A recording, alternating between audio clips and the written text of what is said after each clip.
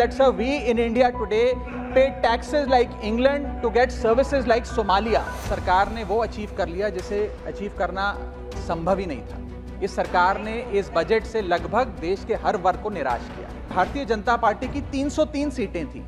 देश की जनता ने उन सीटों पर 18% जीएसटी लगाकर इनको 240 सीटों पर ला खड़ा किया सर। टैक्स बढ़ा बढ़ाकर इस देश के आम आदमी के खून चूसने का काम किया सर। पिछले 10 सालों में टैक्स लगा कर सरकार ने एक देश के आम आदमी का खून चूस लिया। अब आप मानिए आप 10 रुपए कमाते हैं, उसमें से 3-3.5 रुपए आप इनकम टैक्स के माध्यम से दे देते हैं, 2 रुपए 2.5 रुपए जीएसटी आपका चूस लेता है, 1.5-2 रुपए आपका कैपिटल गेन टैक्स लगता है, सेस सरचार्जेस 1-1.5 रुपए के लग जाते हैं, तो मात्र 10 रुपए में से 7-8 रुपए तो सरकार के खजाने में चला जाता है। तो आम इंसान को मिलता क्या है, आम आदमी को मिलता क्या है? और सरकार जो हमसे इतना टैक्स लेती है उसके बदले में सरकार हमें देती क्या है? कौन सी ऐसी अंतर्राष्ट्रीय सेवाएं, world class health care, education, transport सुविधाएं सरकार बदले में देशवासियों को देती है? मैं ये भी पूछना चाहता हूं। इसीलिए आज मुझे ये कहने में बिल्कुल भी गुरेज नहीं है that sir, we in India today pay taxes like England to get services like Somalia. Sir मैं अपने इस भाषण को सर 2 भाग में बांटूंगा। पहले भाग में मैं सर सरकार की इतनी दुर्दशा 2024 के चुनावों में क्यों हुई और आज की आर्थिक स्थिति क्या है उस पर बात करूंगा, और दूसरे भाग में कुछ सुझाव भी सरकार को दूंगा। सर पहले 2019 में भारतीय जनता पार्टी की 303 सीटें थी।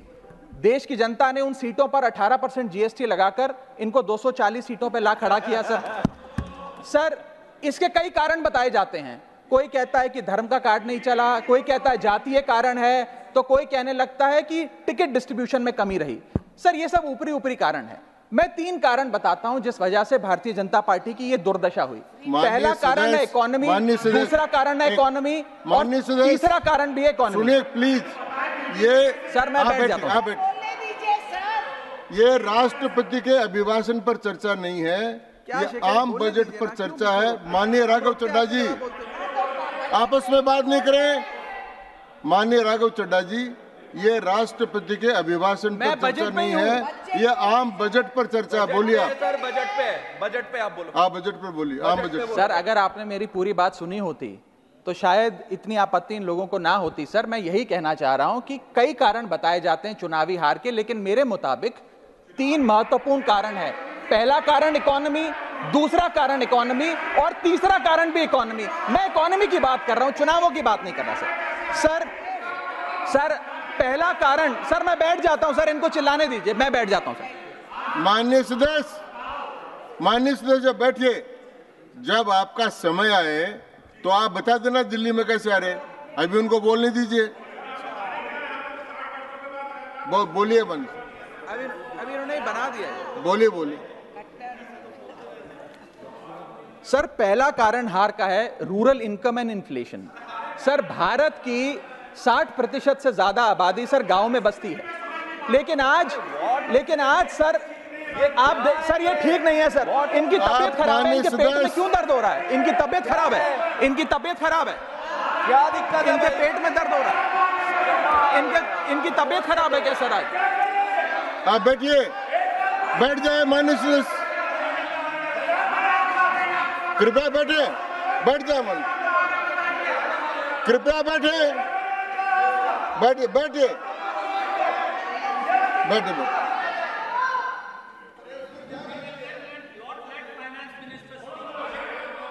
आप माननीय सदस्य डिस्टर्ब मत करें, इनको बोलने दें, आपको बोलने का अवसर मिलेगा, अब इनको बोलने दें। हाँ सर मैंने 2.5 मिनट बोला, उसमें 5 बार इन्होंने इंटरप्ट किया है। मैं अपना समय सूद समेत इनसे वसूलूंगा सर। मैं आगे चलता हूं सर।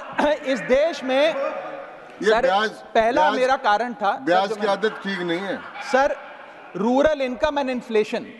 सर आज rising rural inflation, rural unemployment, low crop yield, income inequality, farmer debt, high input cost, low income, no MSP और क्रॉप लॉसेस के चलते यह आलम है सर कि रूरल इनकम ग्रोथ वित्तीय वर्ष 23-24 में डेकेडल लो पे।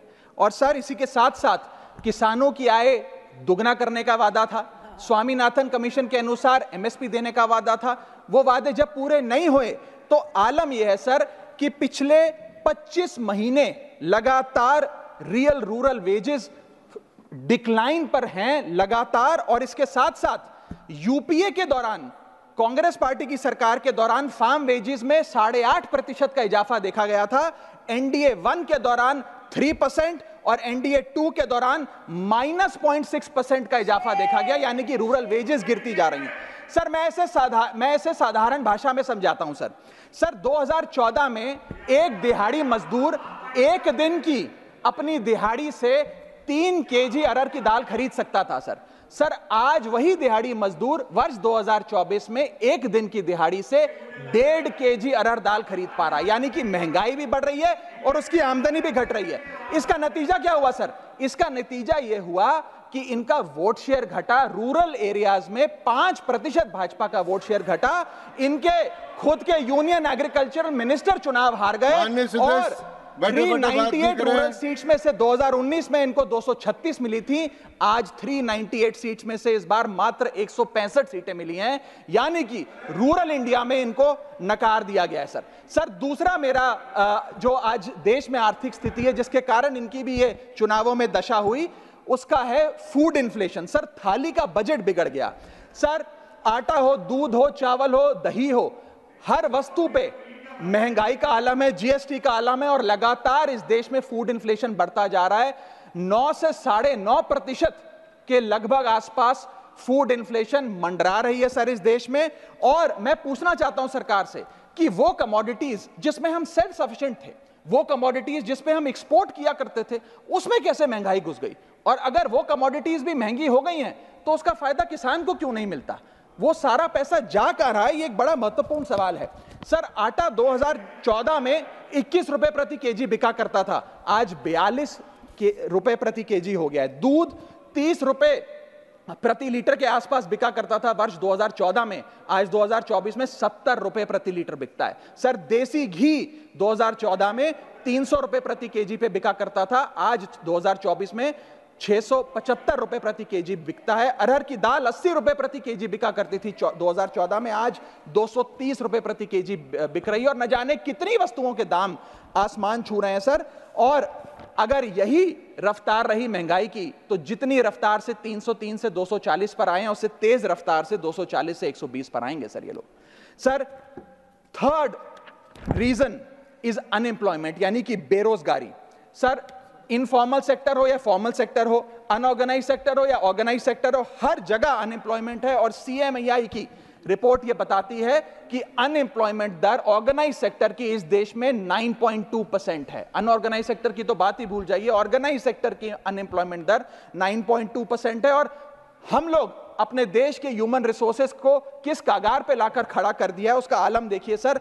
उत्तर प्रदेश सरकार के सचिवालय में पीएन की पोस्ट के लिए 368 नौकरियां निकली, 23 लाख लोगों ने उसके लिए आवेदन पत्र दिए।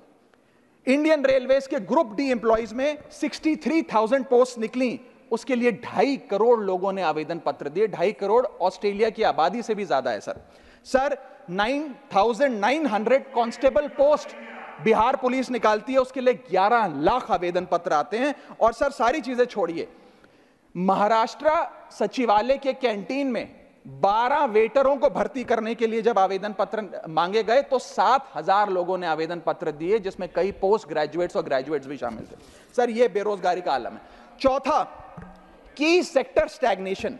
जितने की सेक्टर्स हैं इस देश में, कंस्ट्रक्शन हो, ट्रेड हो, जो इंप्लॉयमेंट क्रिएट करते उसमें एक स्टैग्नेशन आता जा रहा है। और इंडस्ट्री का इन्वेस्टमेंट जिसे कहते हैं ग्रॉस फिक्स्ड कैपिटल फॉर्मेशन, वो लगातार घटती जा रही है। और मुझे बताते हुए दुख है कि न्यू प्राइवेट इन्वेस्टमेंट वित्तीय वर्ष 24-25 के पहले क्वार्टर में 25 ईयर लो पर आ खड़ी है, यानी कि निवेश नहीं कर रही है इंडस्ट्री आज भारत देश की। सर पांचवा कारण है गिरती हुई पर कैपिटा इनकम, यानी कि प्रति व्यक्ति आय। देश के 12 राज्यों में लगातार पर कैपिटा इनकम घटी, उन 12 में से 9 राज्यों में भारतीय जनता पार्टी का वोट शेयर भी घटा। छठा कारण, decline in financial savings and rising debt burden on the Indian household, यानी कि एक औसतन भारतीय परिवार का कर्ज बढ़ता जा रहा है और उसकी सेविंग्स घटती जा रही हैं। फाइनेंशियली हम लोग फ्रेजाइल होते जा रहे हैं। और ये रिजर्व बैंक ऑफ इंडिया के गवर्नर ने खुद कहा कि सेविंग्स बैंक अकाउंट खातों में से सेविंग्स गायब होती नजर आ रही हैं। हमारा net financial savings to GDP ratio वो घट रहा है, हाउस होल्ड सेविंग्स वो घट रही हैं और लगातार सेविंग्स में डिक्लाइन देखा गया। और मैं सिर्फ बुराई नहीं करना चाहता, मैं सुझाव भी देना चाहता हूं। मैं आने वाले अपने भाषण के भाग में 8-10 महत्वपूर्ण सुझाव भी सरकार के लिए लाया हूं। देश हित में, देश की अर्थव्यवस्था के हित में सुझाव देना चाहता हूं। पहला सुझाव, index minimum wages with inflation, यानी कि न्यूनतम मजदूरी आय को बढ़ती महंगाई के साथ जोड़िए। Ma'am, inflation erodes purchasing power. Inflation वो महंगाई वो दीमक है जो आपकी परचेजिंग पावर, आपकी संपत्ति को खा जाती है। इसीलिए आज मैं कहना चाहता हूं कि जैसे बेल्जियम जैसे देशों ने ऑटोमेटिक इंडेक्सेशन ऑफ वेजेस लागू किया है, उसी प्रकार हमारे देश में भी मिनिमम वेजेस की ऑटोमेटिक इंडेक्सेशन होनी चाहिए। और यहां मैं ये बताना चाहूंगा कि मेरे नेता अरविंद केजरीवाल जी ने, हमारी आम आदमी पार्टी की सरकार ने देश में सबसे ज्यादा मिनिमम वेजेस दिल्ली में देने का काम किया।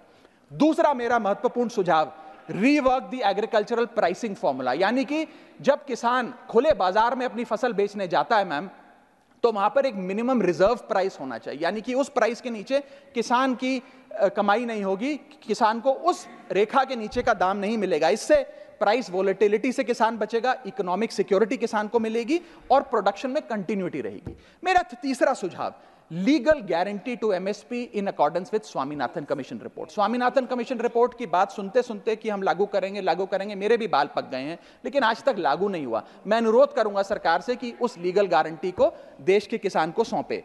चौथा और बहुत महत्वपूर्ण, हाथ जोड़कर विनती करना चाहूंगा, restore indexation on long term capital gain. Ma'am, पूरे दुनिया में इन्वेस्टर्स को इन्वेस्टमेंट्स करने के लिए प्रमोट करने के लिए इंसेंटिवाइज किया जाता है। इस देश में इंडेक्सेशन हटाकर हम इन्वेस्टर क्लास को डिसइंसेंटिवाइज कर रहे हैं इन्वेस्ट करने के लिए। इंडेक्सेशन हटाना टैक्स लगाना नहीं है, इन्वेस्टर्स को पीनलाइज करने जैसा है। मैडम, मैं बताना चाहता हूं, inflation ravages the value of money.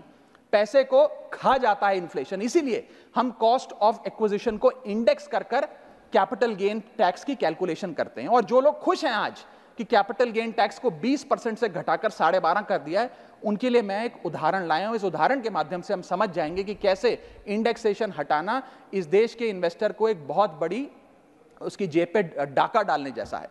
Madam, फर्ज करिए कि 2001 में आपने 1 करोड़ रुपए का एक मकान खरीदा।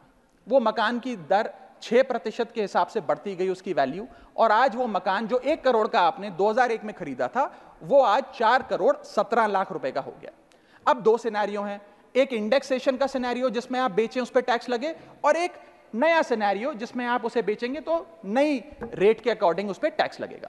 मैं पहले पुराने सिस्टम के हिसाब से, इंडेक्सेशन वाले सिस्टम के हिसाब से उस पर कितना टैक्स लगेगा वो आपको बताना चाहता हूं। आज वो मकान जो आपने वर्ष 2001 में 1 करोड़ का खरीदा था, वो आप 4 करोड़ 17 लाख रुपए का बेचती हैं, तो आपकी सेल प्राइस 4 करोड़ 17 लाख, लेकिन आपकी purchase price, inflation adjusted indexed purchase price 1 crore नहीं, लगभग 3 करोड़ 60 लाख के आसपास आती है। यानी कि आपका sale price minus purchase price, जो प्रॉफिट ऑन सेल है, वो 54 लाख रुपए होता है। उस 54 लाख रुपए पर 20% के अकॉर्डिंग आप पे टैक्स लगता है, यानी कि इंडेक्सेशन वाले फॉर्मूले से आपको कुल टैक्स 10,80,000 रुपए देना पड़ता है। मैं राउंड ऑफ करके 11 लाख रुपए कहता हूं। लेकिन जो नई व्यवस्था है जिसमें इंडेक्सेशन आपसे छीन लिया गया है, उसमें sale price 4 crore 17 lakh, cost price 1 crore, मुनाफा 3 करोड़ 17 लाख, उस पर 12.5% टैक्स, यानी कि टैक्स कुल मिलाकर आपका बनता है 39,62,000। यानी कि नई व्यवस्था में वही 1 करोड़ का मकान अगर आप बेचेंगे आज 4 करोड़ 17 लाख का, तो आपको लगभग 40 लाख रुपए टैक्स देना पड़ेगा, और पुरानी व्यवस्था में आपको मात्र 11 लाख रुपए टैक्स देना पड़ेगा। यानी कि 40 माइनस 11 लगभग 29 लाख रुपए का एडिशनल टैक्स आपको देना पड़ेगा मात्र 1 करोड़ रुपए के प्लॉट की सेल पर। यह है इंडेक्सेशन का खेल। इसीलिए indexation long term capital investments के लिए अति आवश्यक है। मैं सरकार से अनुरोध करूंगा कि उसे ना हटाएं, और आज मैं इस सदन में भविष्यवाणी करता हूं, अगर आपने इंडेक्सेशन वापस लागू नहीं किया तो 3 चीजें होने जा रही हैं इस देश में। पहला, रियल एस्टेट में इन्वेस्टमेंट गिरने वाली है और लोग अपना ड्रीम होम कभी नहीं खरीद पाएंगे। दूसरा, अंडर वैल्यूएशन होगी प्रॉपर्टी डील्स की, सब लोग सर्कल रेट पे प्रॉपर्टी खरीदेंगे बेचेंगे, कोई असल कीमत नहीं बताएगा। और थर्ड थिंग जो इस देश में होने जा रही है, रियल एस्टेट सेक्टर में भारी तादाद में ब्लैक मनी आने जा रहा है अगर आपने ये इंडेक्सेशन का फैसला वापस नहीं लिया। मेरा पांचवा सुझाव सरकार को, फाइनेंशियल सेविंग्स को इंसेंटिवाइज करिए, डेट में, इक्विटी में, म्यूचुअल फंड्स में, बैंक डिपॉजिट्स में, फाइनेंशियल इन्वेस्टमेंट्स, और खास करके जो 24 से 36 महीने से अधिक लोग अपनी इन्वेस्टमेंट रखते हैं उन्हें इंसेंटिवाइज करिए, टैक्स मत करिए, पीनलाइज मत करिए। और मैं कहूंगा आने वाले समय में आपको लॉन्ग टर्म कैपिटल गेन पे टैक्स अबॉलिश करने के लिए भी सोचना चाहिए, ना कि उसे सिर्फ कम करना चाहिए। छठा मेरा सुझाव, review, revise and simplify GST. GST जिसे गहरा संकट टैक्स या गब्बर सिंह टैक्स के नाम से आज देशवासी जानते हैं, रोटी हो, कपड़ा हो, मकान हो, हर चीज पे जीएसटी लगा लगा कर हमने इस देश के इन्फ्लेशन पर भी जीएसटी लगा दिया, सारी चीजें महंगी हो गई। मेरा सुझाव है सरकार से कि इस जीएसटी के पूरे फ्रेमवर्क को कॉम्प्रिहेंसिवली स्टडी कर रिवाइज करिए, एक्सपोर्ट ओरिएंटेड सेक्टर्स में जीएसटी कम करिए ताकि हम ग्लोबली कंपेटिटिव बन सकें, एसएमई सेक्टर जो नौकरियां देता है, छोटे उद्योग हैं, उसमें जीएसटी कम करिए, और एसेंशियल कमोडिटीज, दूध, दही, चावल, रोटी, चावल, आटा, उस पर कम से कम जीएसटी विड्रॉ करिए। मेरा सातवां मेरा सुझाव, give more to states. India is a union of states, states की जेब में थोड़ा पैसा डालिए। कोलिशन पॉलिटिक्स के कंपल्शन हम समझते हैं कि आपको बिहार को, आंध्र प्रदेश को ज्यादा पैसा देना था, लेकिन उन राज्यों ने जिन्होंने आपको भरपूर वोट दिया, गुजरात ने, दिल्ली ने, मध्य प्रदेश ने, उड़ीसा ने, झारखंड ने, छत्तीसगढ़ ने, जिन लोगों ने अपने राज्यों की लगभग सारी सीटें आपकी झोली में डाल दी, उनसे क्या गलती हुई? उन राज्यों को आपने दिया एक एक झुंझुना और बाकी 2 राज्यों को पे सब कुछ लौटा दिया। तो ये डिस्क्रिमिनेटरी फेडरलिज्म नहीं होना चाहिए, कोऑपरेटिव फेडरलिज्म होना चाहिए। ये गुहार में लगाना चाहूंगा। और इस सरकार को एक बुरी आदत है सेस और सरचार्ज लगाकर पैसा वसूलने की। सेस और सरचार्ज वो टैक्स है सरकार का जिसे उन्हें राज्यों के साथ बांटना नहीं पड़ता, वो डिविजिबल पूल में नहीं जाता। इसीलिए सरकार सेस और सरचार्ज लगा लगाकर आम आदमी से पैसा वसूलती है। मैडम, अगर केंद्र सरकार 100 रुपए कमाती है तो उसमें से 18 रुपए सेस और सरचार्ज के जरिए कमाती है, यानी कि मात्र 82 रुपए, 100 में से 18 हटा दीजिए, 82 रुपए डिविजिबल पूल में जाता है जो राज्यों में बांटा जाता है, 18 रुपए सीधा सरकार की जेब में जाता है। मैं अनुरोध करूंगा कि सेस और सरचार्ज की या तो इस प्रथा को बंद करें या वो भी डिविजिबल पूल में डालकर स्टेट्स के साथ बांटे। मेरा 8वां सुझाव, जीएसटी कॉम्पनसेशन जो राज्यों के लिए बंद कर दिया गया है उसे कम से कम 5 साल और दीजिए।